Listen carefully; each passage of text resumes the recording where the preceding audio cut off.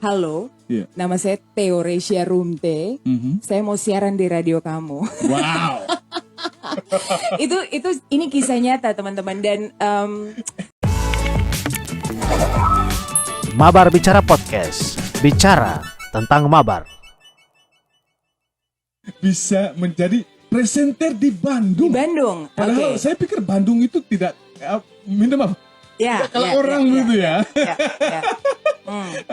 Mungkin bisa diceritakan ke katanya. Bisa sekali Luis. Jadi saya 2000 saya keluar dari kota Ambon, kemudian saya pergi dan tinggal di Jogja kurang lebih 4 tahun di sana.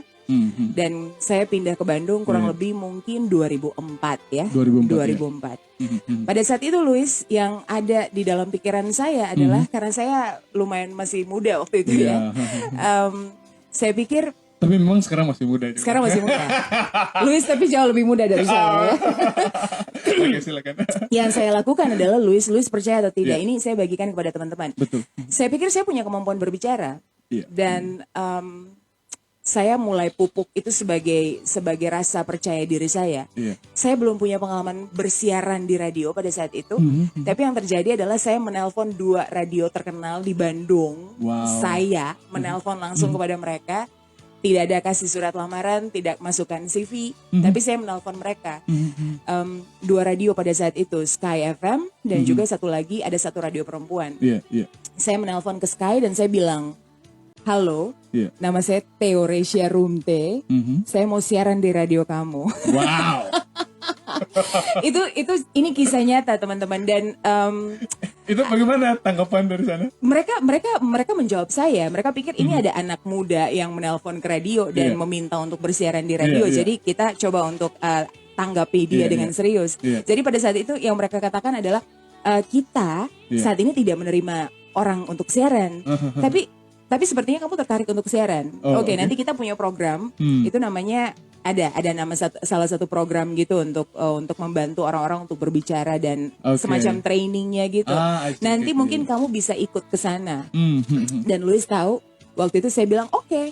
Wah, ini Jadi rezeki. iya seperti Sudah ada jalan gitu. Iya, seperti sudah ada jalan, tapi memang karena muda, nothing to lose. Iya. Tidak ada yang perlu dikhawatirkan Iya. terlalu banyak ya. Kita Iya. mencoba saja, kalau memang terima oke, kalau enggak juga tidak Nggak apa-apa. gitu. Saya ikut trainingnya dan saya yang paling bagus pada saat itu, Luis. Kayaknya kamu bisa nih, kita ajak untuk siaran Iya. gitu. Jadi gayung bersambut. Wow. Padahal yang awalnya saya pikir cuman coba-coba Iya. berhadiah, Luis. Ternyata saya kemudian jadi siaran hanya gara-gara apa ya?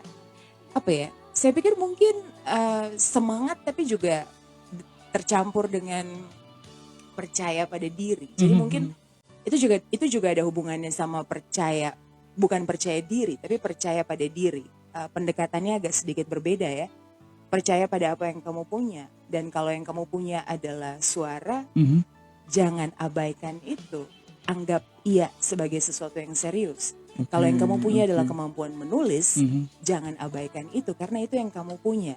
Kalau yang kamu punya adalah kemampuan negosiasi, jangan abaikan itu. Kalau yang kamu punya adalah kemampuan berbahasa seperti yang Luis punya, atau kemampuan untuk menjelaskan sebuah informasi kepada orang lain seperti yang Luis lakukan di dalam memandu wisata. Iya. Saya pikir itu kemampuan itu kan ada di dalam diri kita.